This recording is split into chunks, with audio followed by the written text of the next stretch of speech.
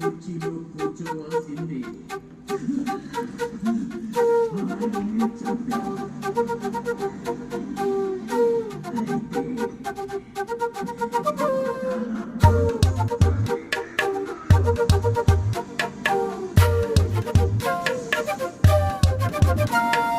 ఎంతెంత దూరాన్ని నువ్వు నేను మోస్తూ ఉన్నా అసలెంత అలుపే రాదు.